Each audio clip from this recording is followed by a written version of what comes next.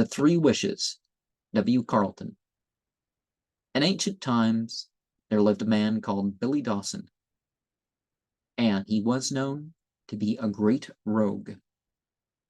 They say he was descended from the family of the Dawsons, which was the reason, I suppose, of his carrying their name upon him. Billy, in his youthful days, was the best hand at doing nothing in all Europe. Devil immortal could come next or near him at idleness, and in consequence of his great practice that way, you may be sure that if any man could make a fortune by it, he would have done it. Billy was the only son of his father, barring 2 daughters, but they have nothing to do with the story I'm telling you. Indeed, it was kind, father and grandfather, for Billy to be handy at the knavery as well as the idleness, for it was well known that not one of their blood ever did an honest act except with a roguish intention. In short, they were altogether a decent connection, and credit to the name. As for Billy, all the villainy of the family, both plain and ornamental, came down to him by way of legacy. For it so happened that the father, in spite of all his cleverness, had nothing but his roguery to leave him. Billy, to do him justice, improved the fortune he got. Every day advanced him farther into dishonesty and poverty, until at the long run he was acknowledged on all hands to be the completest swindler and the poorest vagabond in the whole parish. Billy's father, in his young days, had often been forced to acknowledge the inconvenience of not having a trade in consequence of some nice point in law called the Vagrant Act that sometimes troubled him. On this account, he made up his mind to give Bill an occupation, and he accordingly bound him to a blacksmith. But whether Bill was to live or die by forgery was a puzzle to his father, though the neighbors said that both was most likely.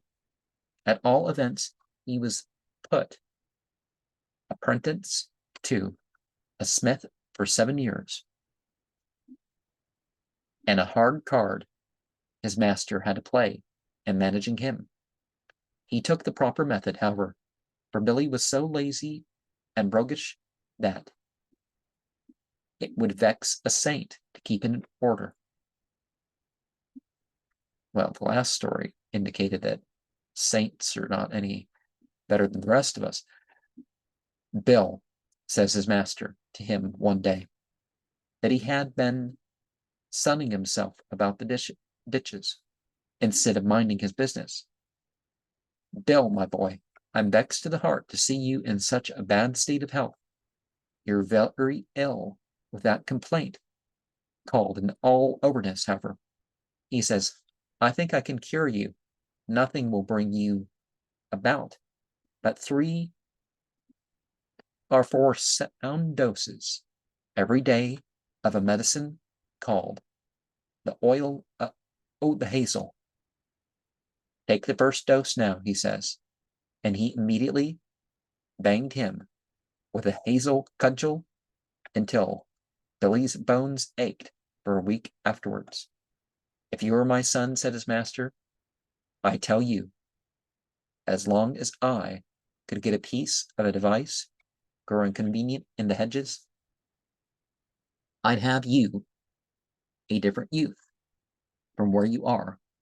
If working was a sin, Bill, not an innocenter boy, ever broke bread, than you would be.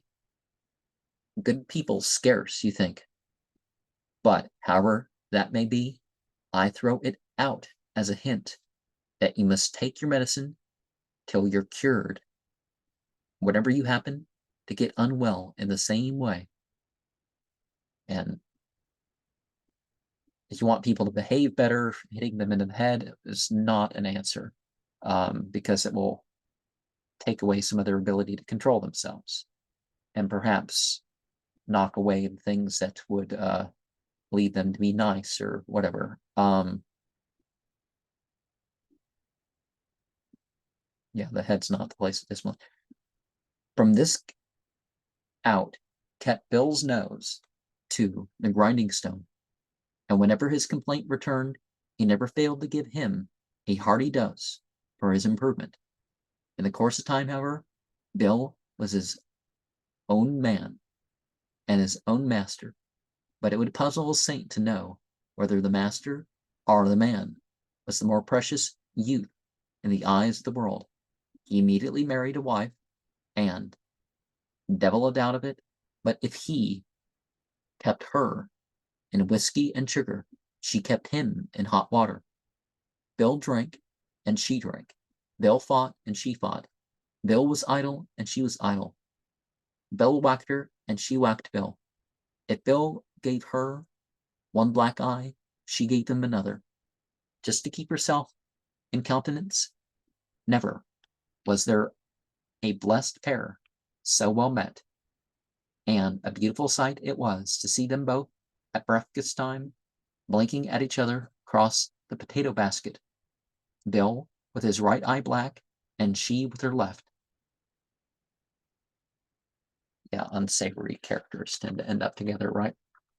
In short, they were the talk of the whole town, and they see Bill of a morning staggering home drunk, his shirt sleeves rolled up on his smutted arms, his breast open, and an old tattered leathern apron with one corner tucked up under his belt, singing one minute and fighting with his wife the next, she reeling beside him with a discolored eye, as aforesaid, a dirty, ragged cap on one side of her head, a pair of Bill's old slippers on her feet, a squalling child on her arm, now cuffing and dragging Bill, and again kissing and hugging him. Yes, it was a pleasant picture to see this loving pair in such a state. This might do for a while, but it could not last. They were idle, drunken, and ill conducted, and it was not to be supposed that they would get a farthing candle on their words. They were, of course, driven to great straits and fate. They soon found that their fighting and drinking and idleness made them the laughing sport of the neighbors, but neither brought food to their children, put a coat upon their backs, nor satisfied their landlord when he came to look for his own. Still, the never a one a Bill, but was a funny fellow with strangers, though, as we said, the greatest rogue unhanged. Well, yeah, provide for the needs of yourself and your own before you go off drinking and all that, or regard that the future expenses in that regard. But one day he was standing against his own anvil, completely in a brown study, being brought to his wits' end how to make breakfast for the family. The wife was scolding and cursing in the house, and the naked creatures of chatter squalling about her needs her food. Bill was fairly at an emplush, and knew not where or how to turn himself, when a poor withered old beggar came into the porridge, tottering on his staff. A long white beard fell from his chin, and he looked as thin and hungry that you might blow him, one would think, over the house. Bill, at this moment, had been brought to his senses by distress, and his heart had a touch of pity toward the old man, for on looking at him the second time, he clearly saw starvation and sorrow in his face. God save you, honest man, said Bill. The old man gave a sigh, and raising himself with great pain on his staff, he looked at Bill in a very beseeching way. Musha, God save you kindly. says he, maybe you could give a poor, hungry, helpless old man a mouthful of something to eat. You see yourself, I'm not able to work. If I was, I'd scorn to be beholding to anyone. There keeps being what looks like misspellings, but it's to make it sound like there's a speech impediment or something to people. Faith, honest man, said Bill. If you knew who you were speaking to, you'd as soon ask a monkey for a churn staff as me for either mate or money. There is not a blackguard in the three kingdoms so fairly on the chagrin as I am for both the one and the other. The wife within is sending the curses thick and heavy on me, and the chatters playing the cat's melody to keep her in comfort. Take my word for it, poor man. If I had either mate or money, I'd help you, for I know particularly well what it is to want them at the present speaking. An empty sack won't stand, neighbor. So far, Bill told him truth. The good thought was in his heart because he found himself on a footing with the beggar, and nothing brings down pride or softens the heart like feeling what it is to want. Why, you are in a worse state than I am, said the old man. You have a family to provide for, and I have only myself to support. You may kiss the book on that, my old worthy. The Bible? Which book? Replied Bill. But, come, what I can do for you, plant yourself up here beside the fire, and I'll give it a blast or two of my bellows that will warm the old blood in your body. It's a cold, miserable, snowy day, and a good heat will be of service. Thank you kindly, said the old man. I am cold, and a warming at your fire will do me good, sure enough. Oh, but it is a bitter, bitter day. God bless it. He then sat down, and Bill blew a rousing blast that soon made the stranger edge back from the heat. In a short time he felt quite comfortable, and when the numbness was taken out of his joints, he buttoned himself up and prepared to depart. Now, says he to Bill, you hadn't the food to give me, but what you could, you did. Ask any three wishes you choose, and be they what they may, take my word for it, they shall be granted. Now the truth is that Bill, though he believed himself a great man in point of cuteness, wanted after all a full quarter of being square, for there is always a great difference between a wise man and a knave. Bill was so much of a rogue that he could not, for the blood of him, ask an honest wish, but stood scratching his head in a puzzle. 3 wishes, said he. Why not let me see? Did you say 3? Replied the stranger. 3 wishes, and that was what I said. Well, said Bill, here goes. Aha. Let me alone, my old worthy. Faith, I'll overreach the parish. If what you say is true, I'll cheat them in dozens, rich and poor, old and young. Let me alone, man. I have it here. And he tapped his forehead with great glee. Faith, you're the sort to meet of a frosty morning when a man wants his breakfast, and I'm sorry that I have neither money nor credit to get a bottle of whiskey, that we might take our morning together. Well, but let us hear the wishes, said the old man. My time is short, and I cannot stay much longer. Do you see this sledgehammer? Said Bill. I wish, in the first place, that whoever takes it up in their hands may never be able to lay it down till I give them leave, and that whoever begins to sledge with it may never stop sledging till it is my pleasure to release him. Secondly, I have an armchair, and I wish that whoever sits down in it and never rise out of it till they have my consent. And thirdly, that whatever money I put into my purse, nobody may have power to take it out of it but myself. You devil's rip, says the old man in a passion, shaking his staff across Bill's nose. Why did you not ask something that would sarve you both here and hereafter? Sure, it's as common as the market cross, that there's not a vagabond in his majesty's dominions stands more in need of both. Oh, by the 11, said Bill, I forgot that altogether. Maybe you'd be civil enough to let me change one of them.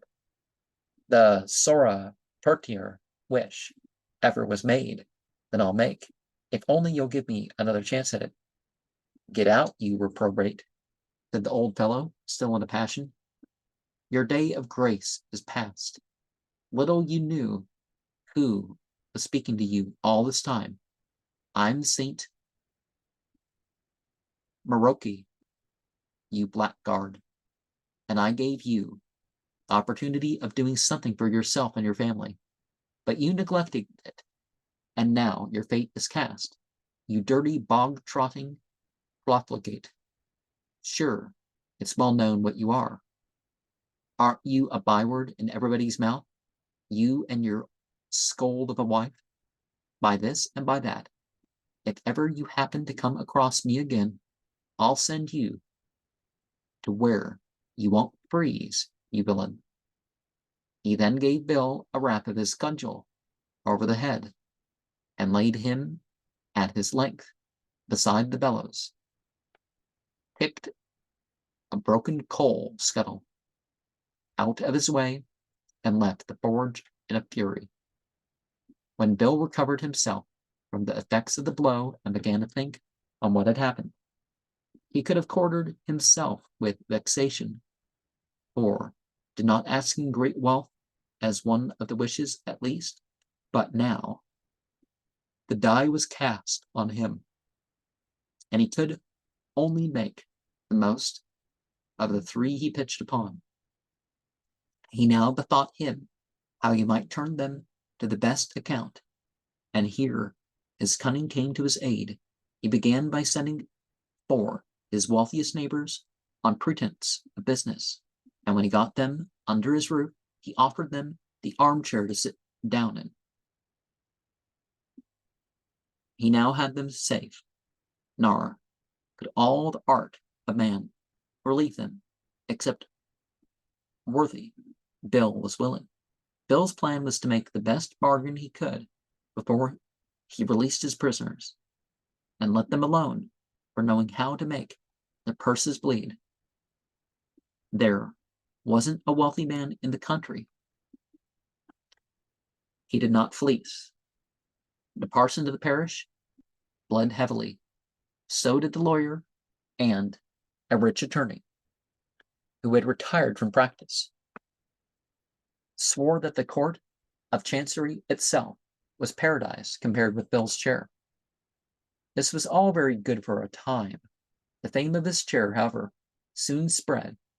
So did that of his sledge. In short time, neither man, woman, nor child would darken his door. All avoided him and his fixtures as they would a spring gun or man-trap.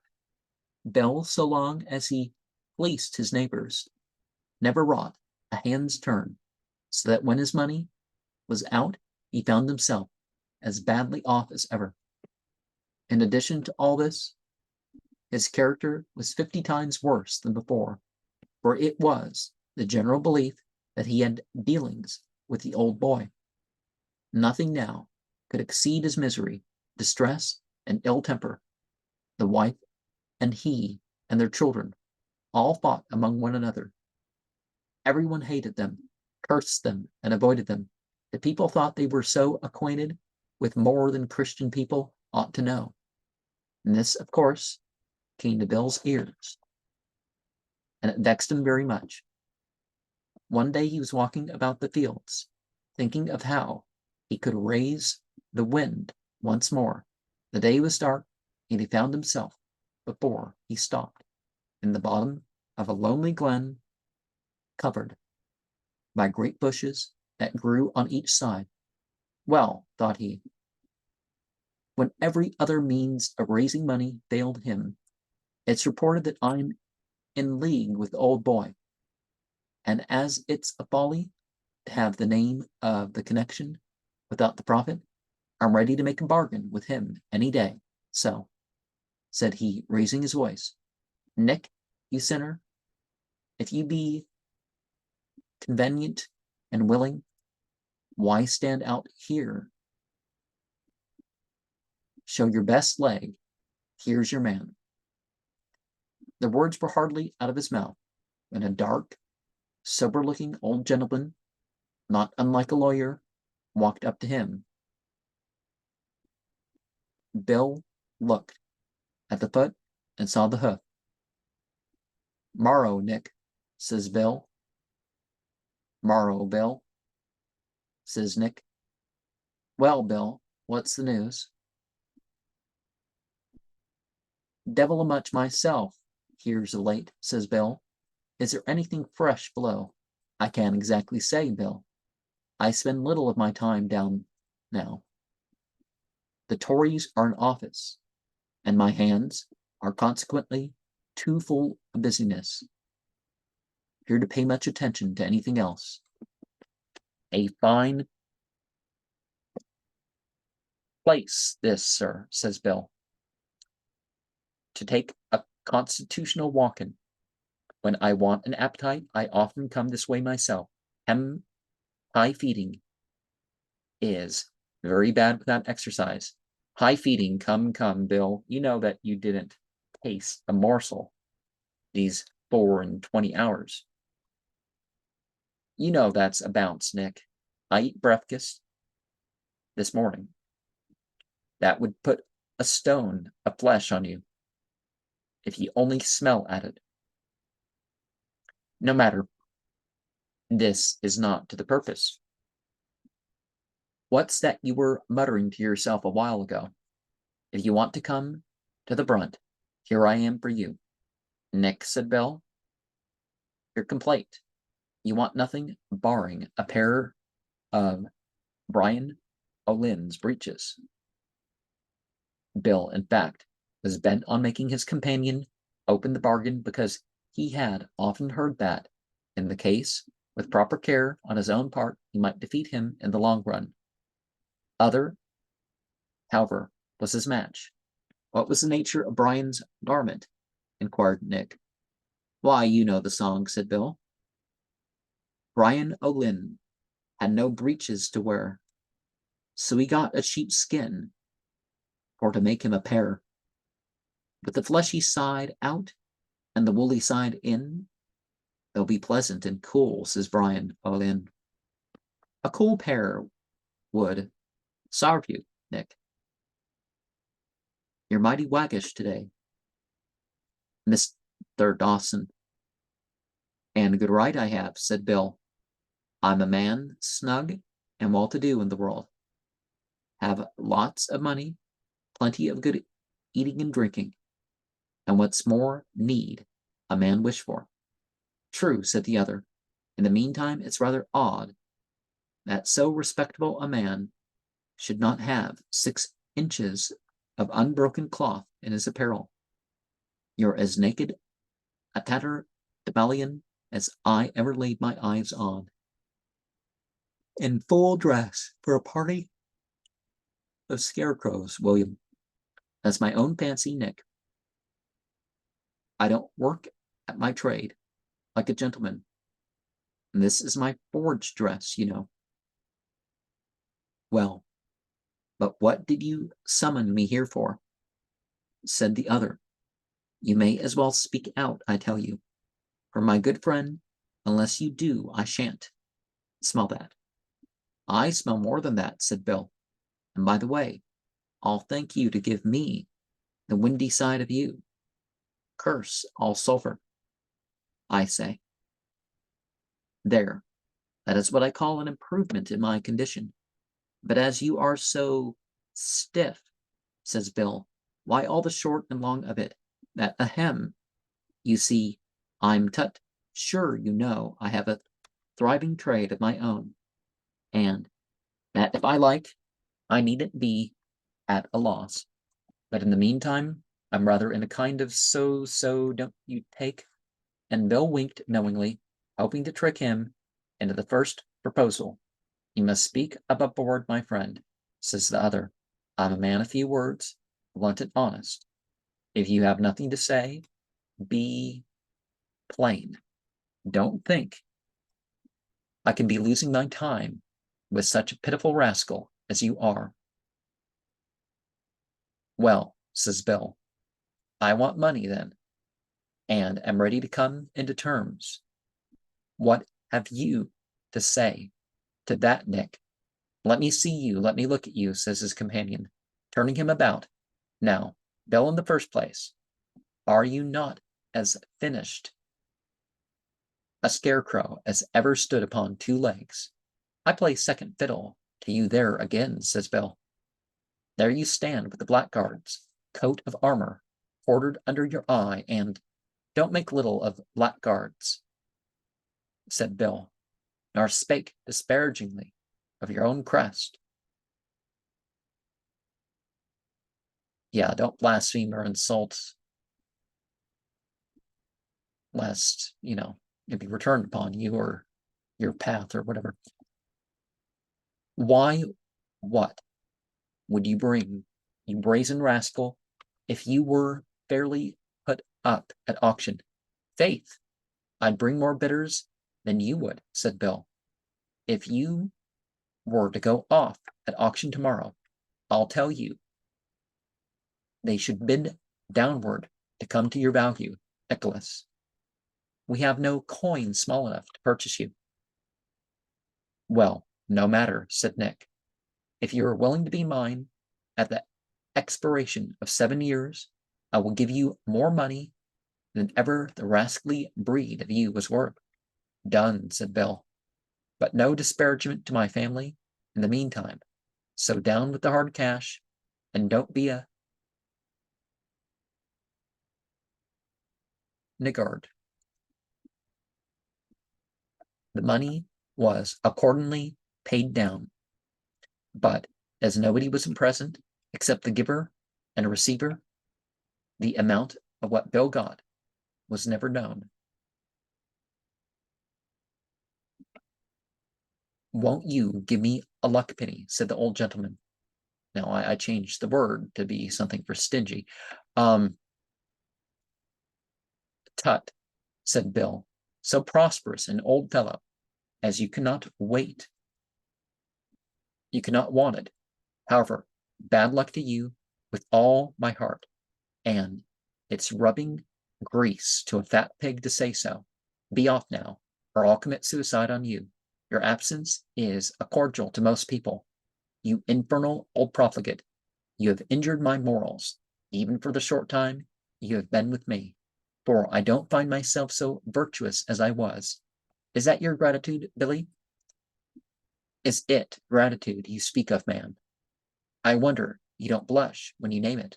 However, when you come again, if you bring a third eye in your head, you will see what I mean, Nicholas. A hugger. The old gentleman, as Bill spoke, hopped across the ditch on his way to Downing Street, where of late 'tis thought he possesses much influence. Bill now began by degrees to show off, but still wrought a little at his trade to blindfold the neighbors. In a very short time, however, he became a great man. So long, indeed, as he was a poor rascal, no decent person would speak to him. Even the proud serving men at the big house would turn up their noses at him, and he well deserved to be made little of by others, because he was mean enough to make little of himself.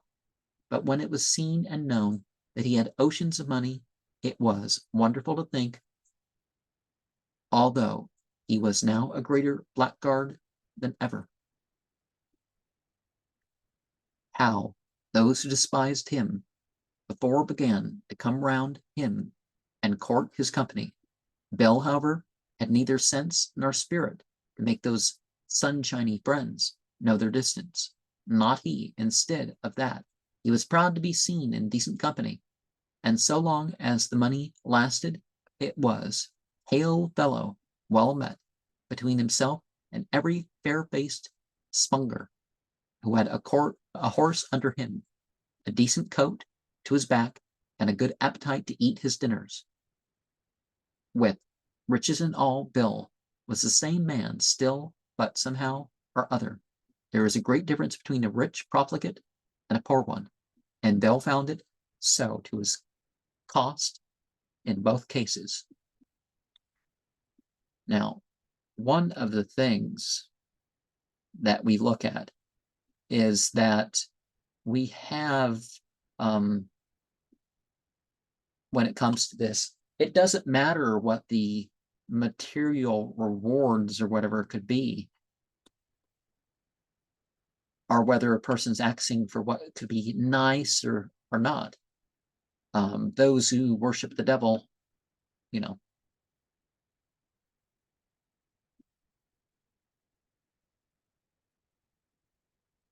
before half the 7 years was past, Bill had his carriage and his equipages, was hand and glove with my lord, this, and my lord that, kept hounds and hunters, was the first sportsman at the craw, patronized every boxing ruffian he could pick up, and betted night and day on cards, dice, and horses. Bill, in short, should be a blood, and except he did all this, he could not presume to mingle with the fashionable bloods of his time. It's an old proverb, however, that what is got over the devil's back, it's sure to go off under it. And in Bill's case, this proved true. In short, the old boy himself could not supply him with money so fast as he made it fly.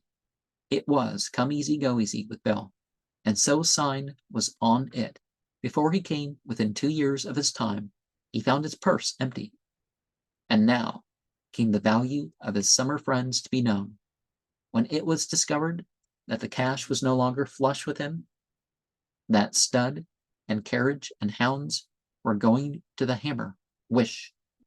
Off they went, friends, relations, pot companions, dinner eaters, blacklegs, and all, like a flock of crows that had smelt gunpowder. Down Bill soon went, week after week, day after day, until at last he was obliged to put on the leather apron and take to the hammer again. And not only that, for as no experience could make him wise, he once more began his taproom brawls, his quarrels with Judy, and took to his high feeding at the dry potatoes and salt. Now, too, came the cutting tongues of all who knew him, like razors upon him, those that he scorned because they were poor and himself rich. Now hate him back with his own with interest, and those that he had measured himself with, because they were rich, and only who countenanced him in consequence of his wealth, gave him the hardest word in their cheeks. The devil mend him. He deserved it all, and more if he had got it. Bill, however, who was a hardened sinner, never fretted himself down an ounce of flesh by what was said to him or of him. Not he. He cursed and fought and swore and schemed away as usual, taking in every one he could, and surely none could match him at villainy of all sorts and sizes. At last, the 7 years became expired, and Bill was one morning sitting in his forge, sober and hungry, the wife cursing him, and the children squalling as before. He was thinking how he might defraud some honest neighbor out of his breakfast to stop their mouths, and his own too, when who walks in to meet him but old Nick to demand his bargain. "Morrow, Bill," says he with a sneer. "The devil welcome you," says Bill. "But you have a fresh memory." "A bargain's a bargain between two honest men, any day," says Satan. "When I speak of honest men, I mean yourself and me, Bill."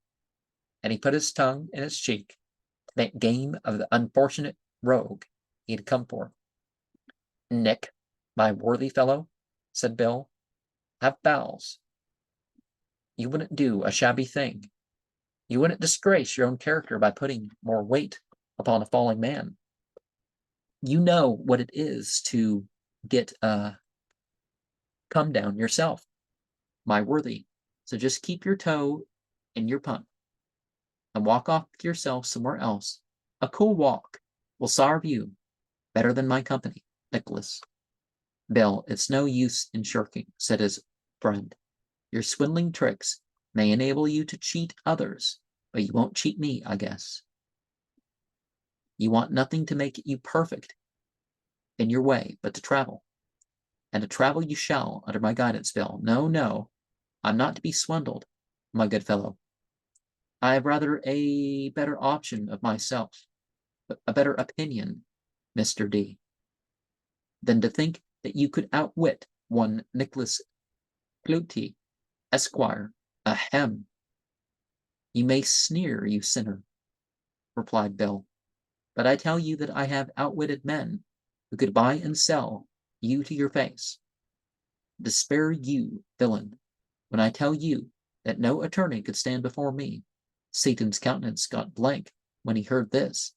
He wriggled and fidgeted about, and appeared to be not quite comfortable. "In that case," says he, "the sooner I deceive you, the better. So turn out for the Low Countries." "Is it come to that in earnest?" said Bill. "And are you going to act the rascal at the long run?" "On honor, Bill." "Have patience then, you sinner, till I finish this horseshoe. It's the last of a set I'm finishing for one of your friend, the attorney's horses.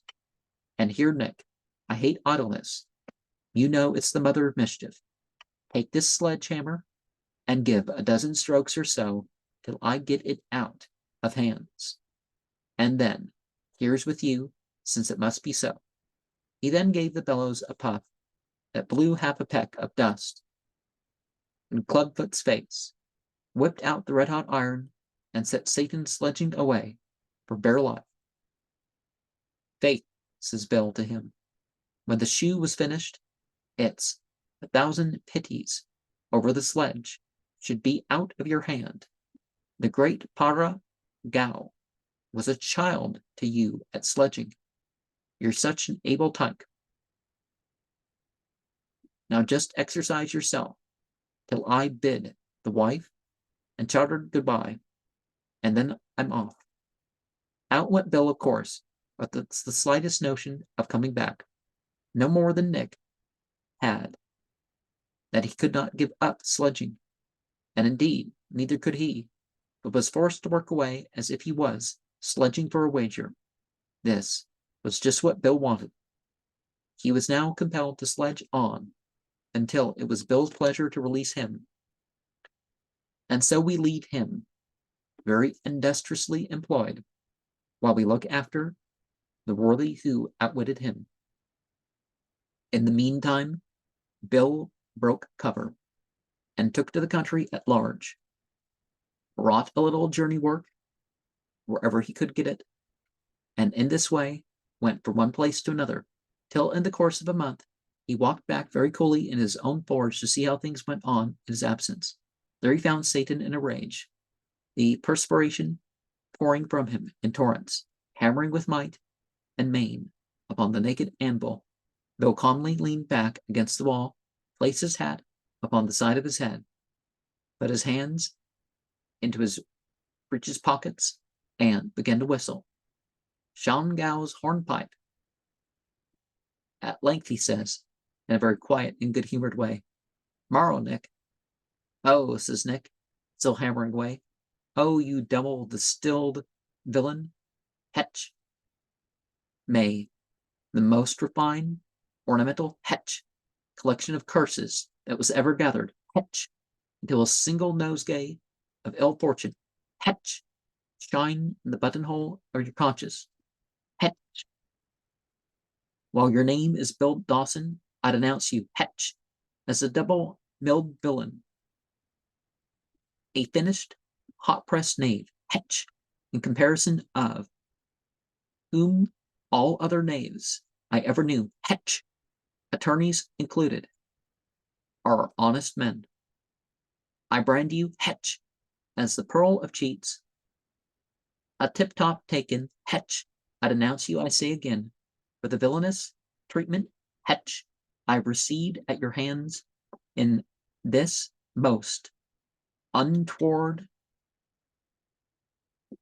hetch and unfortunate transaction between us, for hetch, unfortunate in every sense, is he that has anything to do with hetch, such a prime and finished impostor. You're very warm, Nicky, says Bill.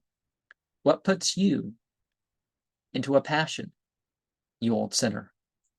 Sure, if it's your own will and pleasure to take exercise at my anvil, I'm not to be abused for it. Upon my credit, Nicky, you ought to blush for using such blackguard language, so unbecoming your grave character. You cannot say that it was I set you a hammering at the empty anvil, you profligate. However, as you are so very industrious, I simply say that it would be 1,000 pities to take you from it. Nick, I love industry in my heart, and I always encourage it, so work away. It's not often you spend your time so creditably. I'm afraid if you weren't at that, you'd be worse employed. Bill, have bowels, said the operative. You wouldn't go to lay more weight on a falling man, you know.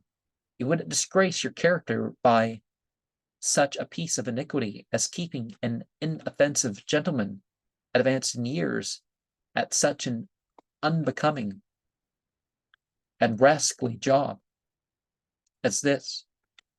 Generosity's your top virtue. Bill.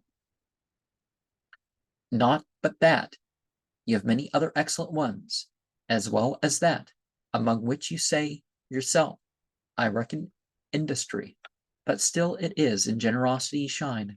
Come, Bill, honor bright, and release me. Name the terms, you profligate. You're above terms, William. A generous fellow like you never thinks of terms. Goodbye, old gentleman, said Bill very coolly. I'll drop in to see you once a month. No, no, Bill, you inferno, you excellent, worthy, delightful fellow. Not so fast, not so fast. Come, name your terms. You my dear Bill, name your terms. 7 years more. I agree, but...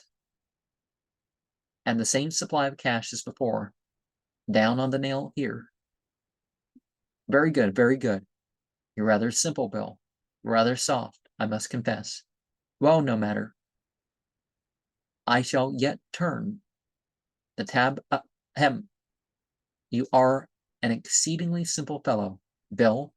Still, there will come a day, my dear Bill, there will come. Do you grumble, you vagrant? Another word, and I double the terms. Mum, William, mum. Cac is Latin for candle. 7 years more of grace, and the same measure of needful that I got before, or no? Of grace, Bill, A. There's the cash. I accept the terms. Oh, blood, the rascal of grace, Bill. Well, now, drop the hammer and vanish, says Billy. But what would you think to take this sledge while you say, and give me well, in such a hurry, he added, seeing that Satan withdrew in double quick time. Hello, Nicholas, he shouted. Come back. You forgot something. When the old gentleman looked behind him, Billy shook a hammer at him, on which he vanished altogether. And, well, as we saw before, wealth is not the same thing as being favored. Billy now got into his old courses, and what shows the kind of people the world is made of, he also took up with his old company. When they saw that he had the money once more, and was sowing it about him in all directions, they immediately began to find excuses for his former extravagance. Say what you will, said one, Billy Dawson's a spirited fellow that bleeds like a prince. He's a hospitable man in his own house, or out of it as ever lived, said another. His only fault is, observed a third, that he is, if anything, too generous, and doesn't know the value of money. His faults on the right side, however, he has the spunk in him, said a fourth. Keeps a capital table, prime wines, and a standing welcome for his friends. Why, said a fifth, if he doesn't enjoy his money while he lives, he won't when he's dead. Some more power to him, and a wider throat to his purse. Indeed, the very persons who were cramming themselves at his expense despised him at heart. They knew very well, however, how to take him on the weak side, praise his generosity, and he would do anything, call him a man of spirit, and he might fleece him to his face. Sometimes he would toss a purse of guineas to his knave, this knave, another to that flatterer, a third to bully, and a fourth to some broken down rake, and all to convince them that he was a sterling friend, a man of metal and liberality, but never was he known to help a virtuous and struggling family, to assist the widow of the fatherless, or to do any other act that was truly useful. It is to be supposed that the reason of this was that as he spent it, as most of the world do, in the service of the devil, by whose aid he got it, he was prevented from turning it into a good account. Between you and me, dear reader, there are more persons acting after Bill's fashion in the same world than you dream about. When his money was out again, his friends played him the same rascally game once more. Well, you can do good deeds, but if you get your money or your means unlawfully, it doesn't make up for it. So, but it's all in the character of the person doing things, right? But those other things are good deeds, even though they're not, what they're calling ideal. No sooner did his poverty become plain than the knaves began to be troubled. The small fits of modesty, such as an unwillingness to come to his place when there was no longer anything to be got there, a kind of virgin bashfulness, prevented them from speaking to him when they saw him getting out on the wrong side of his clothes. Many of them would turn away from him in the prettiest and most delicate manner when they thought he wanted to borrow money from them, all for fear of putting him to the blush for asking it. Others, again, when they saw him coming toward their houses about dinner hour, would become so confused from mere gratitude as to think themselves in another place, and their servants, seized as it were with the same feeling, would tell Bill that their masters were not at home. At length, after traveling the same villainous round as before, Bill was compelled to betake himself, as the last remedy, to the forge. In other words, to be found that there is, after all, nothing in this world that a man can rely on so firmly and surely as his own industry. Bill, however, wanted the organ of common sense for his experience, and it was sharp enough to leave an impression, ran off him like water off a duck, and he took his employment solely against his grain. But he had now no choice. He must either work or starve, and starvation is like a great doctor. Nobody tries it till every other remedy fails them. Bill had been twice rich, twice a gentleman among blackguards, but always a blackguard among gentlemen, for no wealth or acquaintance with decent society could rub the rust of his native vulgarity off him. He was now a common, blinking sot in his forge, a drunken bully in the tap room, cursing and browbeating everyone, as well as his wife, boasting of how much money he had spent in this day, swaggering about the high doings he carried on, telling stories about himself and Lord this at the corral, the dinners he gave, how much they cost him, and attempting to extort credit upon the strength of his former wealth. He was too ignorant, however, to know that he was publishing his own disgrace, and that it was a mean-spirited thing to be proud of what ought to make him blush through a deal bored 9 inches thick. He was one morning industriously engaged in a quarrel with his wife, who, with a 3-legged stool in her hand, appeared to mistake his head for his own anvil. He, in the meantime, paid his addresses to her with his leathern apron, when who steps in to jog his memory about the little agreement that was between them but old Nick. The wife, it seems, in spite of all her exertions to the contrary, was getting the worst of it, and Sir Nicholas, willing to appear a gentleman of great gallantry, thought he could not do less than take up the lady's quarrel, particularly as Bill had laid her in a sleeping posture. Now Satan thought this too bad, as he felt himself under many obligations to the sex. He determined to defend one of them on the present occasion. So as Judy rose, he turned upon her husband and floored him by a clever facer. "You unmanly villain," said he, "is this the way you treat your wife? On honor, Bill, I'll chastise you on the spot. I could not stand by a spectator of such ungentlemanly conduct without giving you all," claimed the gallant. Whack! The word was divided in his mouth by the blow of a churn staff from Judy, who no sooner saw Bill struck than she nailed Satan, who fell once more. "What, you villain? That's for striking my husband, like a murderer, behind his back," said Judy, and she suited the action to the word. "That's for interfering between man and wife. Would you murder the poor man before my face, eh? If he baits me, you shabby dog, you who has a better right, I'm sure it's nothing out of your pocket.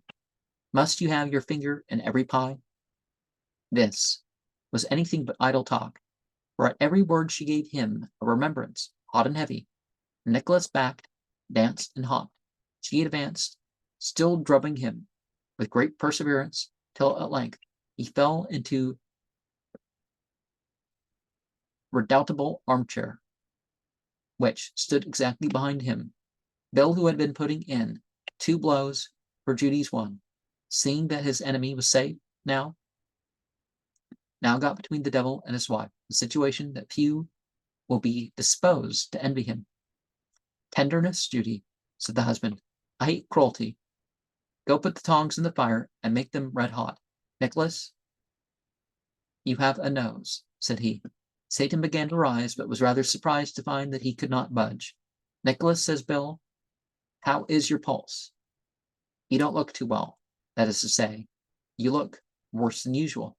The other attempted to rise, but found it a mistake. "I'll thank you to come along," said Bill.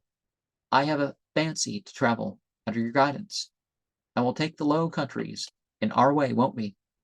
Get to your legs, you sinner. You know a bargain's a bargain between 2 honest men.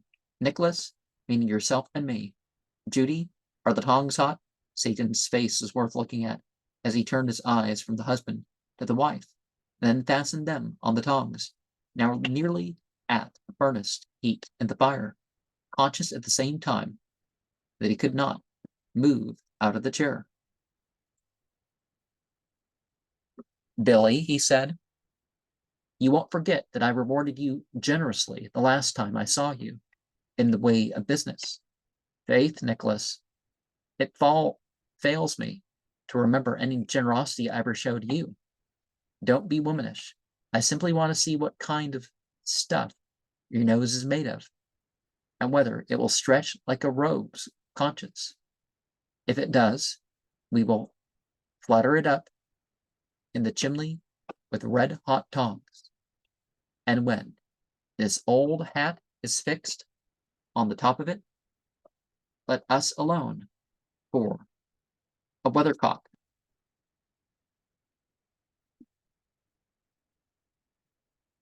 Have a fellow feeling, Mr. Dawson. You know we ought not to dispute.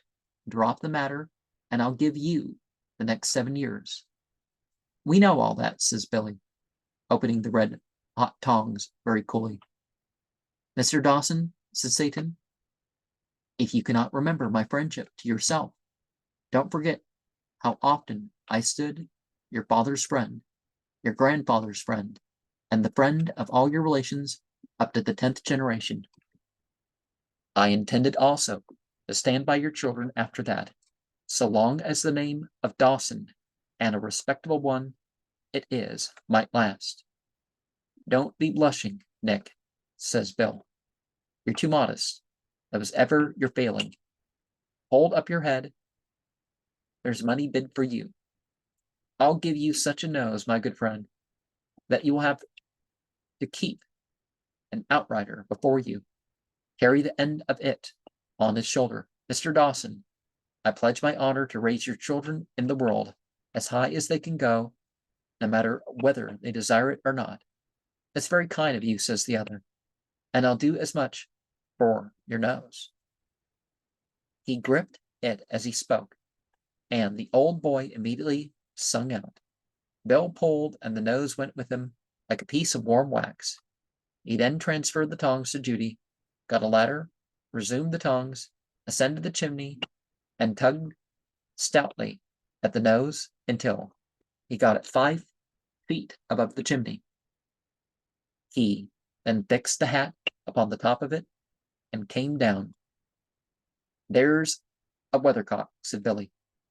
I'd defy Ireland to show such a beauty. Faith, Nick, it would make the prettiest steeple for a church in all Europe, and the old hat fits it to a shaping.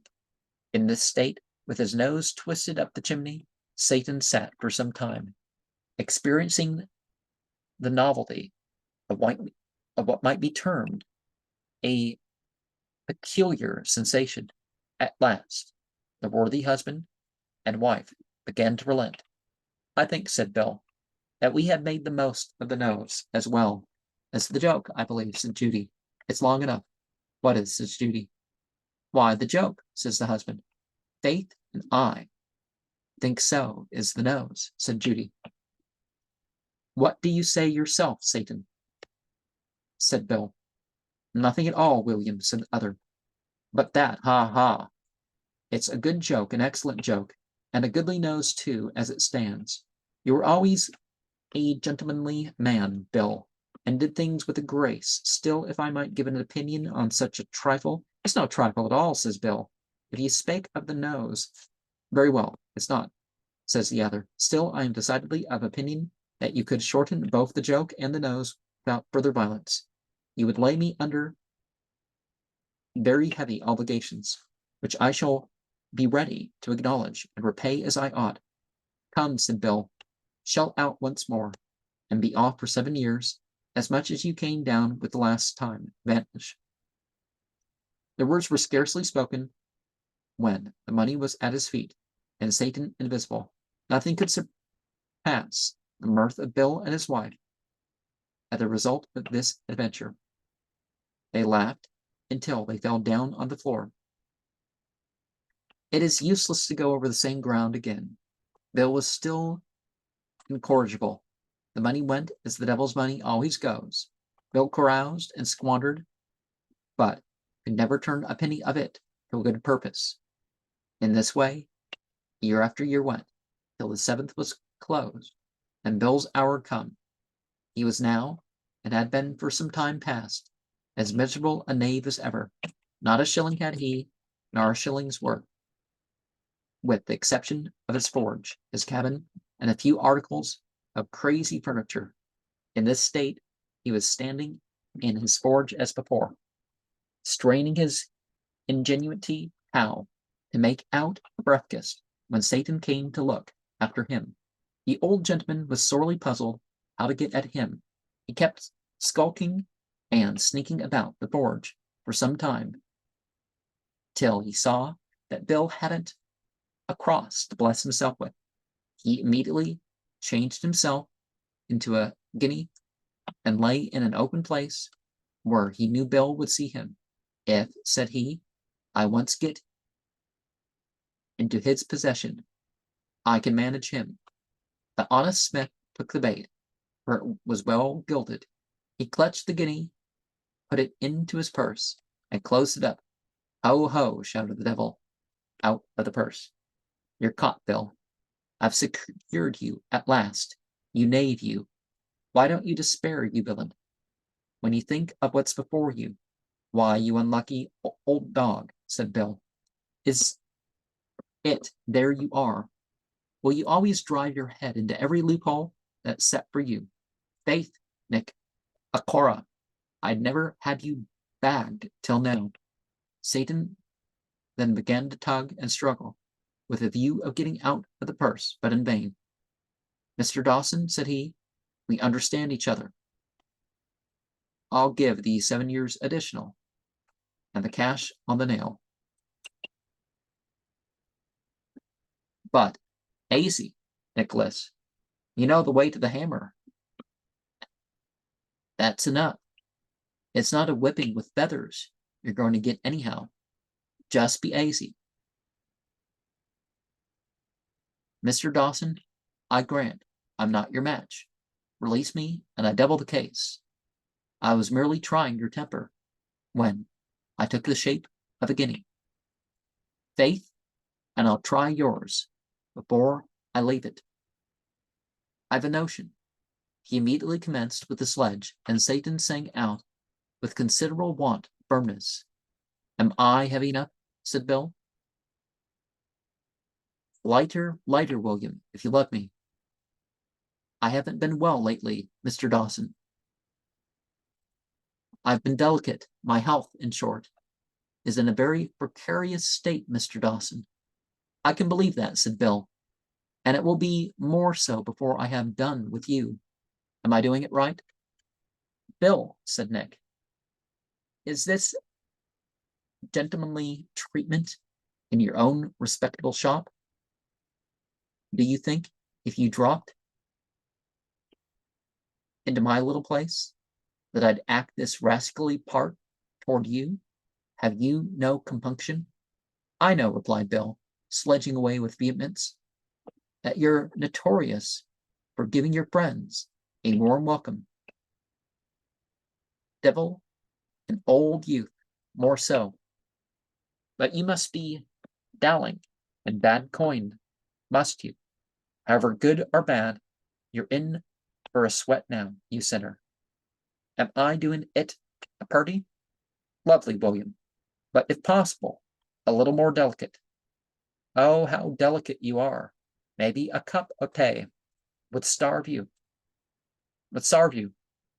Or a little small gruel compose your stomach. Mr. Dawson, said the gentleman in the purse, hold your hand and let us understand one another. I have a proposal to make. Hear the sinner anyhow, said the wife. Name your own sum, said Satan. Only set me free. Know the sorrow. Take the toe, you'll budge, till you let Bill off, said the wife. Put him hard, Bill Barn, he sets you clear of your engagement. There, it is my posset, said Bill. That's the condition. If you don't give me up, here's at you once more, and you must double the cash, and You gave the last time, too. So, if you're of that opinion, say A, leave the cash, and be off. The money appearing in a glittering heap before Bill, upon which he exclaimed, "The A has it, you dog. Take to your pumps now, and fair weather after you, you vagrant. But Nick, here." The other looked back and saw Bill, with a broad grin upon him, shaking the purse at him. "Nicholas, come back," said he. "I'm short a guinea." Nick shook his fist and disappeared.